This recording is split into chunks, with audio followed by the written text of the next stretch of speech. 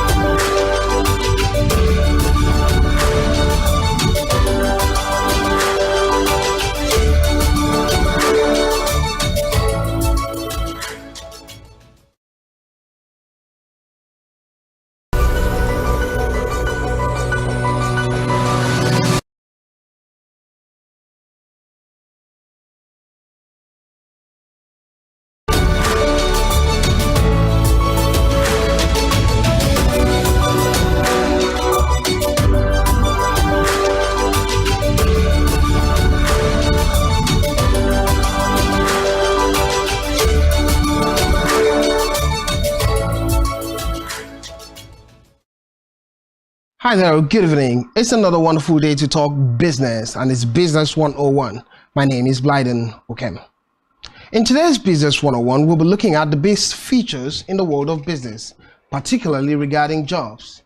It is often said that businesses make jobs. On the other hand, jobs, even the government jobs, are government's businesses. This is why they work in tandem. Some jobs will disappear and others will emerge as the world faces a dual disruption, according to the 2020 World Economic Forum. Today we'll be looking at the future of jobs. The workforce is automating faster than expected, displacing 85 million jobs in the next couple of years. Automation is transforming tasks, jobs, and skills. According to reports, about 43% of businesses are set to reduce their workforce because of technology integration. 41% plan to expand their use of contractors for tax specialized work, and 34% plan to expand their workforce as a result of technology integration, according to reports. According to the World Economic Forum report, roughly equally, and that's scary. I won't be doing this alone. My guest is standing by, but don't go away anyway. When we return, we'll look at the nitty-gritties in the future of jobs.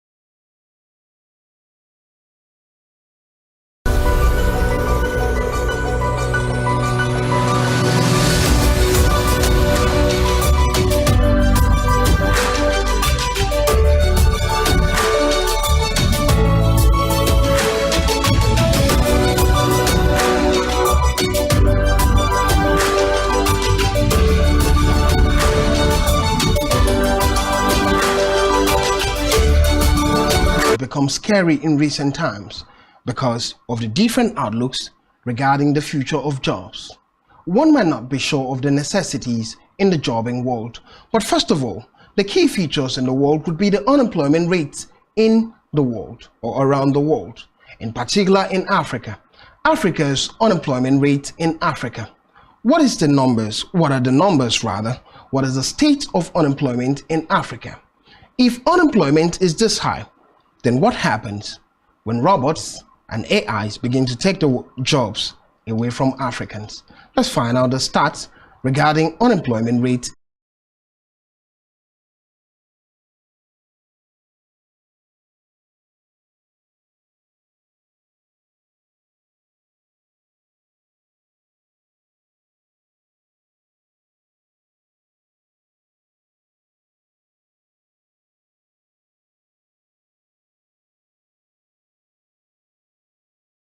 Having an outlook of unemployment rates in Africa is getting very high. Tunisia currently sits at 15.3% comparatively to the rest of the world. Sao Tome and Principe about 15.9% and is getting even higher. Moving downward, you see that Nigeria has the worst unemployment rate in Africa with 33.3%.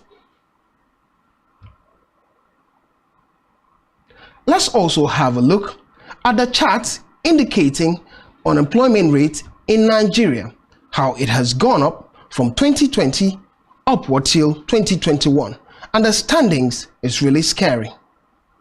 You can see from January 2017, unemployment rate in Nigeria went up to about 14.2% and it kept moving upward. January 2018 at 20.4% and the indices isn't dropping. It got to 23.1% as at 2019 and kept moving upward to 27.1%. Finally, getting to January 2021, and it's scary, it's not been reviewed yet, it's at 33.3%. Unemployment rates indicates the number of people available for jobs, seeking for jobs, yet are in the labor market and do not have jobs. And it gets scary because amid 200 million people in the country, many people are looking for jobs, and Nigeria has almost the worst unemployment rate in the world. I have my guest around, Niles Pelshak. Well, Niles Pelshak is a cybersecurity expert, having lots of dealings regarding the systems and networking. And when it has to do with Sam Emmanuel, he's also a network engineer at Technology Academy Global. Welcome to the show again. Thank you very much, sir. Well, the difficulties in the world has been that of jobs. And as one would say, it's difficult to get jobs in Nigeria right now. But on the other hand, looking at the future, let me begin with you, Niles. What is the future of jobs? That are available today. When you think about what's happening globally, you hear things like artificial intelligence, you think about data science. There are so many things that are happening, but the fundamentals have to be in place. Things about data being in place. But when you think about the workers, the employers, or whether it's at their home, at the soccer field, or on the beach. So having digital skills, being able to collaborate and being able to work remotely, it's absolutely a requirement. Let's stick with you now, Pelshak. But when you look at jobs, what seems to be the yardstick? Because when you look at it globally, unemployment rates in the rest of the world is lower than Africa, comparatively to what's happening with Nigeria as a case study. Nigeria's unemployment rate at 33.3%, that high. What has been the difference? You based in the US, what has been the difference for you? So one of the things that has to really be discussed or be considered is the environment, right? Even at 42% is quite high. It's even higher. And your question is why, right? If you think of foreign nations, there are a lot of things that are already digitized, which means that businesses are online, right? That means that people are working from anywhere and focusing on anything, focusing particularly on technology to drive their businesses forward. Now, when you come to Africa, it's different. It's very, very popular to go. So that limits the opportunities thereof, because one would look at unemployment and employment and think the opportunity would cost than people available to do the jobs. But in Africa and Nigeria, many people are looking forward to doing these jobs, what jobs are. The general thought of jobs, by a layman's point of view, would be just having an employment, going to an organization. Thank you very much for the question. I think personally, I want to think a job. One of the key indices, according to Niles Pelshak, everyone to get opportunities to have these jobs. But what is the state of awareness moving forward, for many people, you've talked about now, you've talked about other opportunities. Engage the younger generation. What's the awareness level regarding digital jobs? I'm going to take that. Yeah, oh, you thank take you. that. Yes, that was underutilized talents in the entire world. From a digital perspective, there are several opportunities that anyone can pursue in service solutions. There are a vast amount of opportunities that you can pursue in technology. But yes. So, according to what she's saying, exposure in terms that if we go back to the statistics you put on, you see that there was quite an increase in the unemployment rate. So again, I want to put this to you that the graduates we had between or no upgrade to their skills.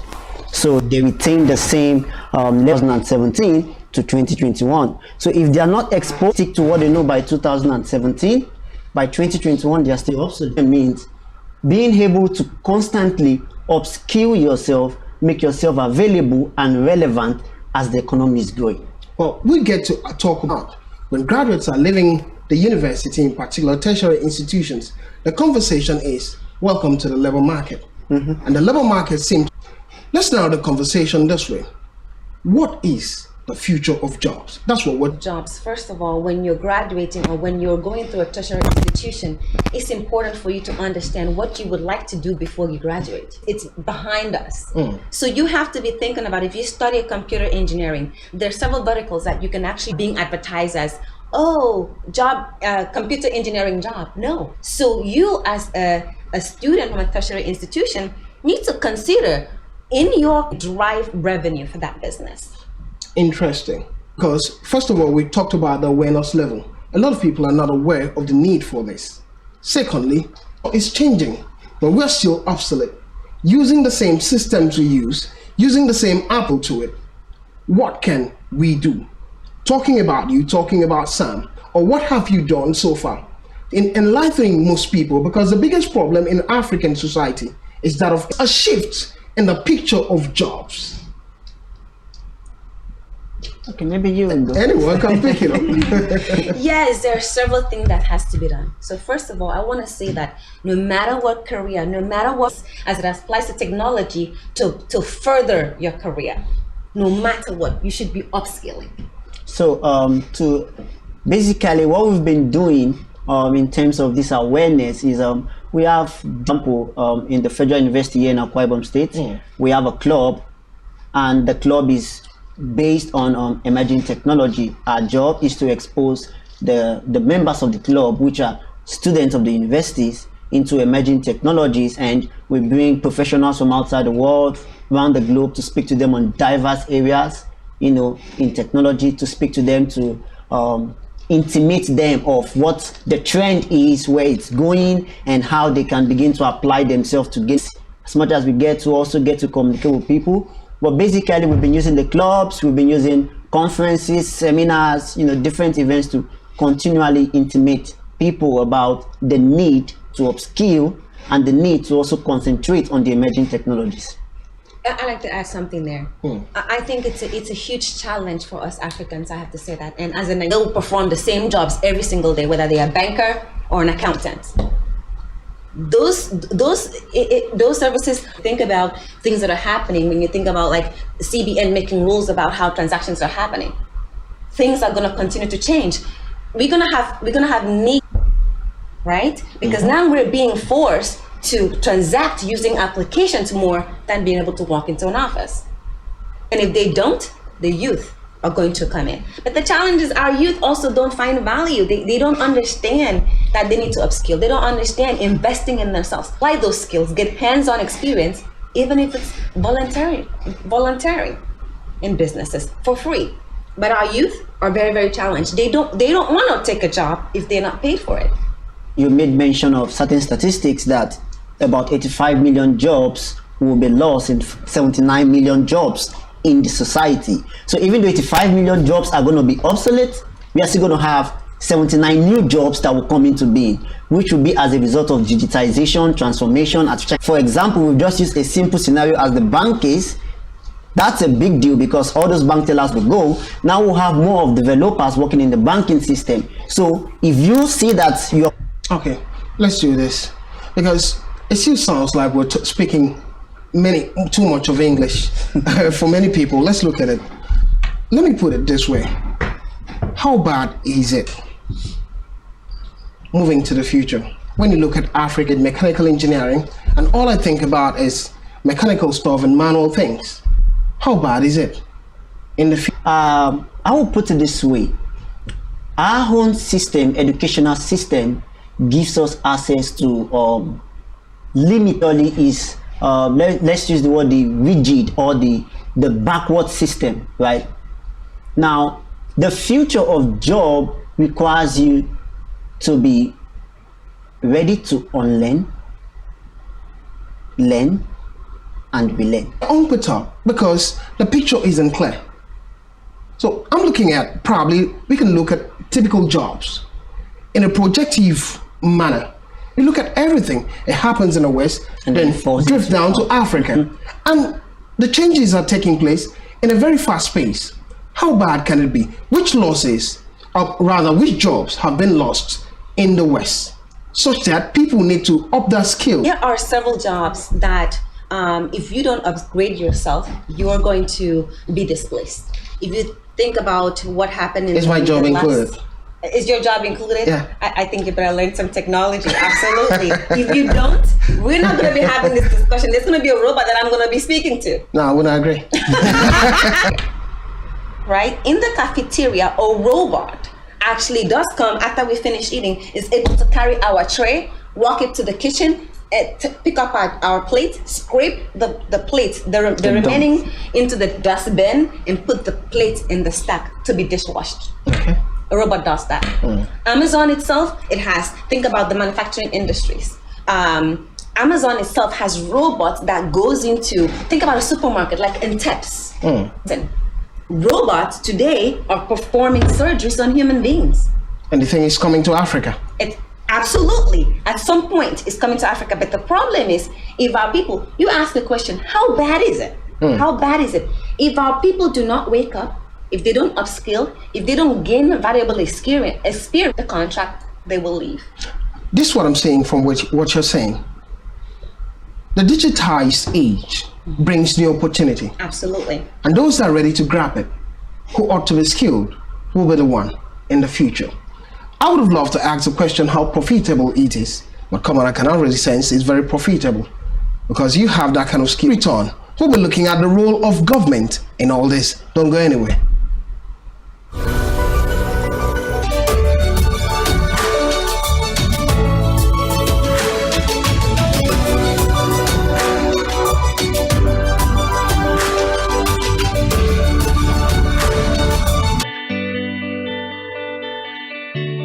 Every day, we bring you up-to-date information on topical issues affecting the common Nigerian, from issues on politics, Hello, Nigeria. I remain committed. security, 8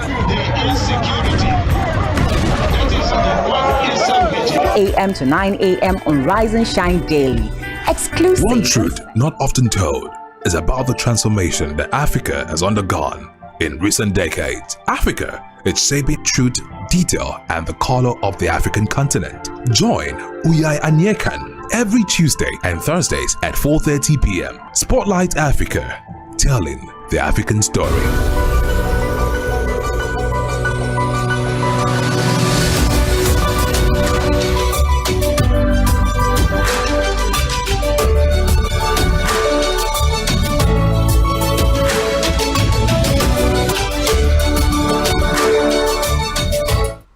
Thank you for being there, and it's Business 101. My name is Blyden Ukem.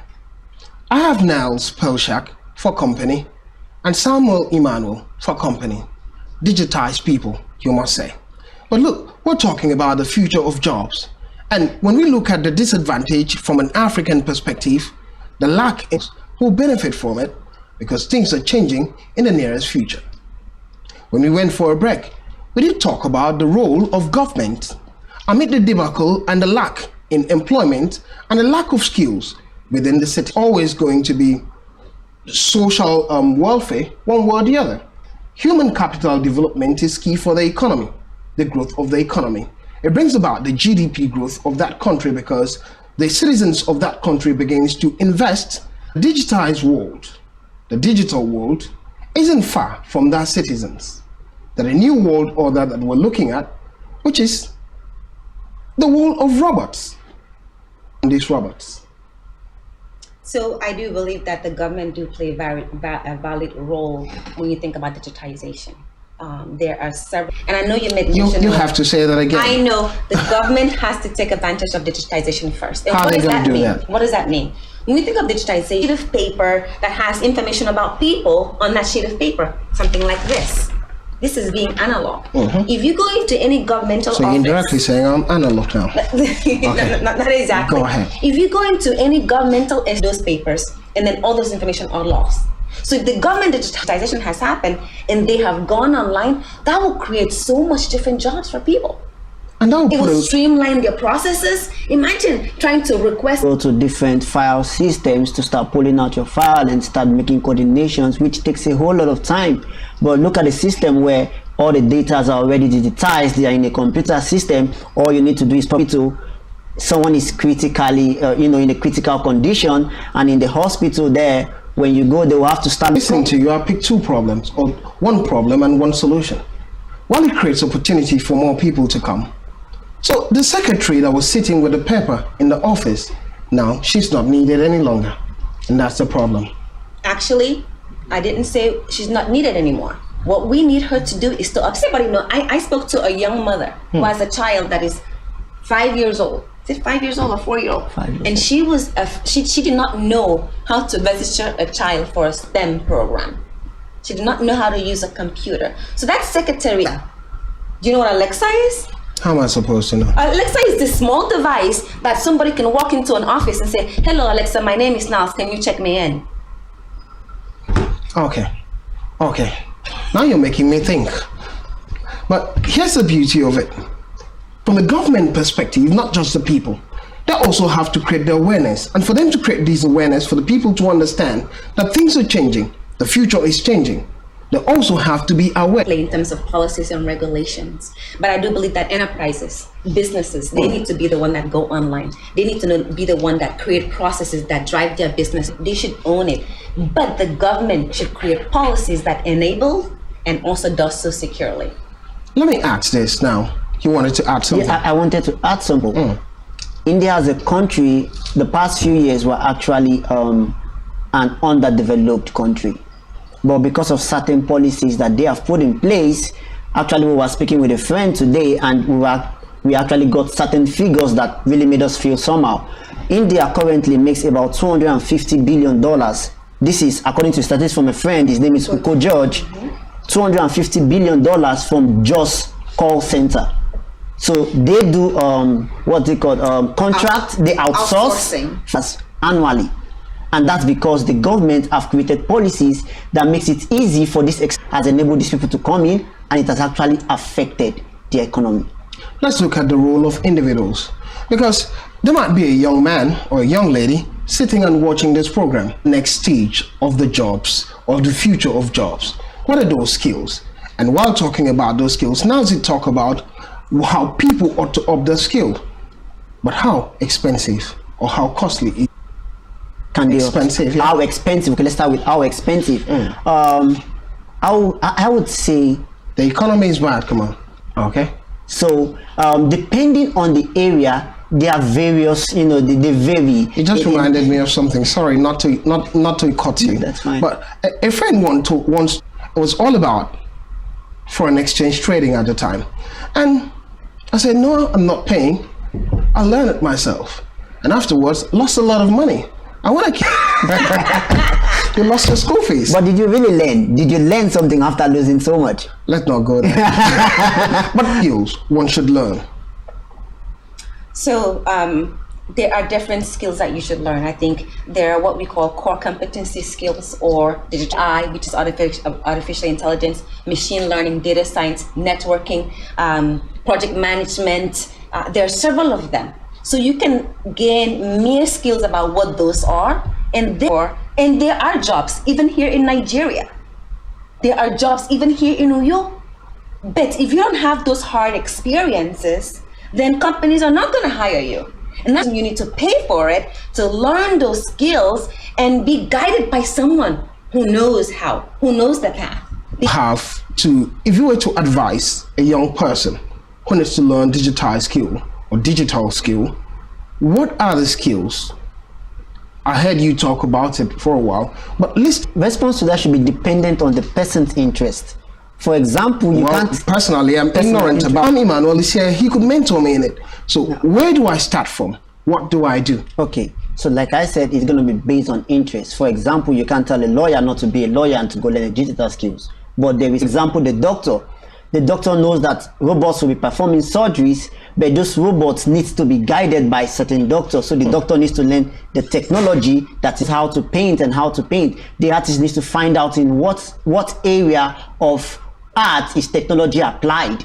For example, when we talk about that, we start thinking about the NFTs, right? Drawing anymore. It might have to be digitized somehow. Then you begin to think in that direction. Now, why we are saying that is we don't want people to think that you can't be a lawyer, a doctor. You have to think of how is tech going to be applied to my course of study or to my interest or to what I have passion for. Then you go learn that area of tech in that work. For example, like what you do now affects my job currently. That's a question for now. How can technology affect my job currently? There are different ways technology can affect your job. In fact, technology is actually there to make your job. Now, there are different technologies that are put in place to help aid you deliver a solid, smooth production. Am I right? Yeah. So I need a skill in my work now. Okay. What skill do I need? Okay, so number one, that down a little bit and say, hey, digitization is taking things that is hard copy and putting it on a hard drive and making it digitally or easily accessible. You have to say that again. Not everyone is digitized as you are. So say it again. So when we talk about digitization and you're putting in a soft copy, maybe in a thumb drive or a hard drive somewhere, and now Sam has access to it, Emmanuel has access to it, and you also have access to it. Okay, and now because several of us have access to it, we can manage it, we can use it. I still want to answer your final question though. We can now use it to access to Spectrum TV data and be able to do your work. It doesn't matter where you sit. Now there are no more boundaries, or that boundaries is closed then. Does that make sense? It does. But I want to go back to, I think your last question was about how does it affect, like how does technology affect his role, or how can it affect his role? So someone like yourself, there are skills that are required for the fourth industrial revolution. You have to be able to communicate. Do you know how to speak clearly English or even in your tribal language? Thank you. So being able to communicate is very, very important, because if you can't communicate, you can't pick up the phone, you can't converse with your teamwork, you cannot converse with your team, you cannot even be considered for a remote work because you can't converse. What's the place of coding in all this? Okay, that's absolutely an excellent question. Coding, think about automation. If you think about a job, and that job and code can execute several different actions and solve the problem. Maybe I should say something there. I think most people think whenever we say technology, it's all about coding. It's not. It's not. And it's not. In my role, I don't like programming. Really? I don't like programming. I was thinking you were my mentor. But I am in tech. Actually won a global competition. I don't want to be a full-time programmer sitting down and writing code. So there are different areas of technology that doesn't even need coding. Coding is not tech in general. There are several things that positive business outcome, increase business revenue, that is not code. Now, I'm not saying we don't need coding. In fact, most people that I speak to, I say you don't have to write code, but you have to be able to read code. Even a doctor needs to be able to read code. It doesn't mean you have to be able to write it. Or someone like me, I have a personality. Putting me behind a screen for 10 hours, I'm gonna go crazy. So no coding. In communicating to a robot to take up certain action. Excellent question. I talked about a doctor in medicine. In medicine, we have robots today that are performing surgeries. Who is giving that robot instructions? On where to cut, how to process, able to define the algorithm in which that robot will work. Does it mean understanding coding or being able to code or understanding coding? It doesn't necessarily mean being able to code. Now, remember I said algorithm. Algorithm is different. They want you to, let's say, cut by this inch or this distance. It's English, like it's written in plain English. But the programmer will now take that English and convert it to code. Makes sense. So now you need a doctor that understands technology and can give you an algorithm on the process, so that line in the area of technology who understands and can give an algorithm of how to perform a surgery, probably on the brain, or to carry out cesarean cuts. You just need a medical doctor. I can't do that. I don't know where exactly to cut. I won't know how to do it, but a medical doctor has been doing this for years. He has the theory. Thank you, Niles Pelshak, for coming on the show. Thank you so much for Last having question me. as we close the show. What is your rule of thumb or principle regarding businesses and work? That thing that informs you on decision making. So I do believe that a lot of companies should think about the role that employees are playing in their businesses.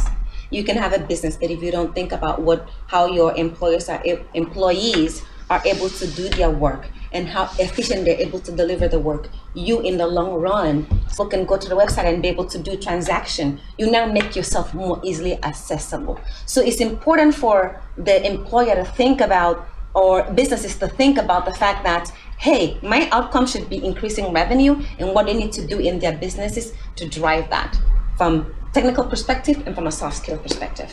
Thank you very much, Niles Pelshak. I hope you learned. I hope you discovered. I hope you understood the future of jobs. The future of jobs entails opting your skills, having better skills to meet the opportunities of the future.